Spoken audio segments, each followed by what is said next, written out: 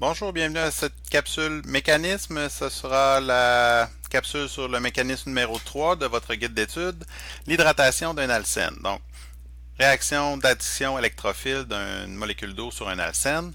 La réaction choisie, un alcène qui réagit avec de l'eau, qui devrait donner un alcool et différents ions. Pour comprendre l'explication de cette réaction-là, il faut comprendre que lorsque l'alcène veut réagir avec une molécule d'eau, la liaison OH est extrêmement forte, l'eau n'est pas particulièrement acide, donc cette réaction-là se ferait extrêmement difficilement si ce n'était de la catalyse acide qu'on ajoute ici sur la flèche. Donc pourquoi une catalyse acide? C'est que, étant donné que la GSO4 est un acide fort, il va réagir complètement, en fait il va se dissocier complètement pour générer des ions H3O+, et des ions HSO4. Ce qui permet à ce moment d'avoir une liaison OH affaiblie sur l'eau, donc beaucoup plus polarisée par la charge positive de l'oxygène, ce qui fait que l'alcène va à ce moment-là pouvoir attaquer un DH beaucoup plus acide que lorsqu'il était dans l'eau.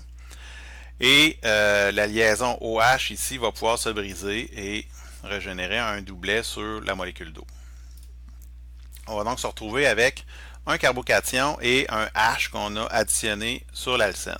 Donc je vous rappelle, on doit toujours considérer la stabilité des carbocations possibles. Donc ici on avait la possibilité de faire soit un carbocation positif ici ou positif là. Donc le carbocation tertiaire ici est beaucoup plus stable qu'un carbocation secondaire qu'on aurait obtenu ici. C'est pourquoi le H s'est additionné sur le carbone 2. Maintenant, on se retrouve avec une molécule d'eau qui a deux doublets, donc un bon nucléophile qui peut venir réagir avec le carbocation. Donc, l'addition d'eau va se faire de cette façon-là. Pour respecter le caractère optique de cette molécule-là, on n'oublie pas que, étant donné que le carbone sp2 ici est plan, l'attaque peut se faire par le haut ou par le bas, donc va donner lieu à deux isomères optiques. Suite à la réaction, on va donc se retrouver avec un alcool protoné, donc un alcool avec un H de trop.